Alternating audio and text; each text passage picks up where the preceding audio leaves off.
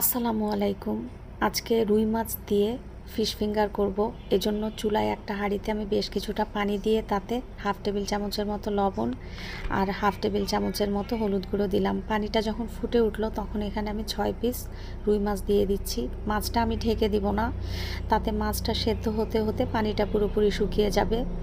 এবার আমি মাছটাকে চুলা থেকে নামিয়ে ঠান্ডা করে মাছের যে স্কিন এবং কাঁটা সেটা খুব ভালো করে বেছে ফেলে দিব।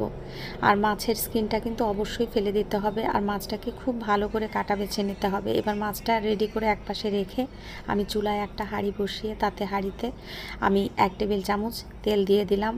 দিচ্ছি হাফ চা চামচ আস্ত জিরে ফোড়ন দিয়ে আমি এখানে হাফ কাপের মতো পেঁয়াজ কুচি দিয়ে দিলাম। পেঁয়াজ কুচিটাকে 2 মিনিটের মতো নেড়ে চেড়ে যখন পেঁয়াজে আমার হালকা কালার আসলো তখন এখানে আমি হাফ টেবিল চামচ দিলাম রসুন বাটা, হাফ টেবিল চামচ আদা বাটা। আদা রসুনটা কিন্তু কুচি করে কেটে দিলেও ভালো লাগবে। এখানে 1 টেবিল চামচ দিচ্ছি আমি কাঁচামরিচ কুচি, 1 চা চামচ দিচ্ছি আমি জিরের গুঁড়ো, হাফ চামচ দিচ্ছি কালো গোলমরিচের গুঁড়ো আর হাফ চামচ দিলাম গরম মশলার গুঁড়ো। এক শেষে আমি দিয়ে দিয়েছি ম্যাগি মশলা। শুধু জিরের গুঁড়োটা আমি একটু বেশি দিয়েছি 1 চামচ, আর বাকি সব কিছু হাফ চামচ করে দিয়েছি। এখানে আমি 1 টেবিল চামচ দিলাম পুদিনা পাতা কুচি আর দিব 2 টেবিল চামচ ধনে পাতা কুচি দিয়ে এগুলোকে আমি কয়েক সেকেন্ড নেড়ে চেড়ে একটু কষিয়ে নিয়ে এখানে আমি 1 টেবিল চামচ সয়া সস দিয়ে দিচ্ছি, এটা লাইট সয়া সস।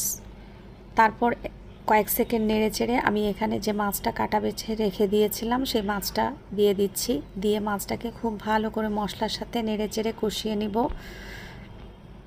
এখানে আমি অল্প কিছুটা লবণও দিয়ে দিলাম। লবণটা একটু বুঝে দিতে হবে যেহেতু সয়া সসে লবণ আছে এবং মাছটা সেদ্ধ করার সময় লবণ দিয়েছি। আর এখানে আমি বেশ কিছুটা প্রায় হাফ কাপের মতো আমি এখানে পেঁয়াজ বেরেস্তা দিয়েছি। আর এখানে আমি 1 কাপের মতো সেদ্ধ করে ম্যাশ করে রাখা আলু দিয়েছি। আলুটা কিন্তু বুঝে দিতে হবে। আর এখানে আমি খুব অল্প কিছুটা হলুদ গুঁড়ো দিলাম। আলুটা কিন্তু অনেক বেশি দিয়ে দেওয়া যাবে না, তাতে কিন্তু ফিঙ্গারে মাছের টেস্টটা থাকবে না।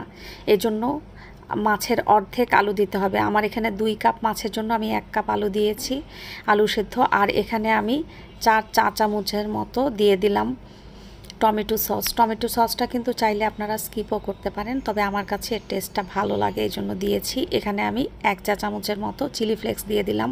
কেউ ঝাল বেশি খেতে চাইলে এখানে চিলি ফ্লেক্সের পরিমাণ আরও একটু বাড়িয়ে দিতে পারেন। আর এখানে আমি 2 টেবিল চামচের মতো লেবুর রস দিয়ে দিলাম।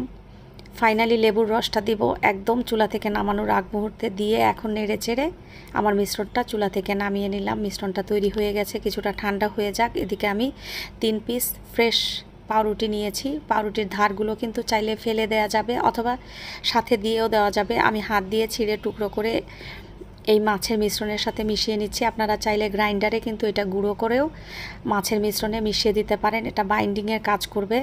নইলে কিন্তু আমরা ফিঙ্গার যখন তেলে ভাজবো তখন কিন্তু ফিঙ্গারগুলো ভেঙে যাওয়ার সম্ভাবনা থাকে। আর এখানে পাউরুটির পরিবর্তে কিন্তু কর্নফ্লাওয়ার বা ময়দাও দিয়ে দেওয়া যাবে বাইন্ডিংয়ের জন্য। এখন এখান থেকে আমি অল্প অল্প মিশ্রণ নিয়ে প্রথমে একটা গোল বলের মতো বানাবো, তারপর বলটাকে চেপে লম্বা করে ফিঙ্গারের শেপ দিয়ে দিব। প্রথমেই কিন্তু লম্বা শেপ দিলে এই ফিঙ্গারগুলোতে ফাটল দেখা যেতে পারে, আর ফাটল থাকলে কিন্তু তেলে দেওয়ার পর এগুলো আরও কিন্তু ভেঙে যাওয়ার বিশেষ সম্ভাবনা থাকবে। এজন্য প্রথমে গোল বানিয়ে তারপর আস্তে আস্তে এটাকে আমরা হাত দিয়ে চেপে চেপে লম্বা ফিঙ্গারের শেপ দিয়ে দিব। আমার ফিঙ্গারগুলো প্রায় তৈরি হয়ে গেল। এখন এগুলোকে আমি ডিমের গুলায় ডুবাবো। এই জন্য আমি 2টো ডিম নিয়েছি। ডিমের মধ্যে কিছুই না, জাস্ট একটু লবণ দিব, দিয়ে ডিমটাকে ফেটিয়ে নিব। ফেটিয়ে নিয়ে এখন এই ফিঙ্গারগুলোকে ডিমের গুলাতে ডুবিয়ে তারপর ব্রেড ক্রাম্বে গড়িয়ে এগুলোকে আমি ভেজে নিব। খুব সাবধানে ডিমের মধ্যে ডুবিয়ে তারপর ব্রেড ক্রাম্বে গড়িয়ে নিতে হবে যাতে ভেঙে না যায়, কারণ এগুলো এখনও কিন্তু কিছুটা নরম টাইপের আছে।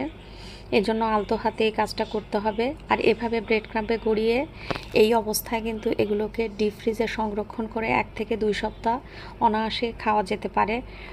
আমি চুলো একটা প্যানে তেল গরম করতে দিয়ে মিডিয়াম হিটে তেল গরম করে 3 থেকে 4 মিনিট এগুলোকে গোল্ডেন ব্রাউন করে ভেজে তুলে নিলাম। এর বাইরের দিকটা কিন্তু বেশ কুড়মুড়ে হয় আর ভেতরটা অনেক টেস্টি হয়। আমি বাসায় অনেকবার তৈরি করেছি। এবার আমার এই রেসিপি দেখে আপনারাও আশা করছি একবার বাসায় তৈরি করে খেয়ে দেখবেন কেমন হয়েছে। সবাই ভালো থাকুন, সুস্থ থাকুন, নিরাপদে থাকুন। এখানেই শেষ করছি। আল্লাহ হাফেজ।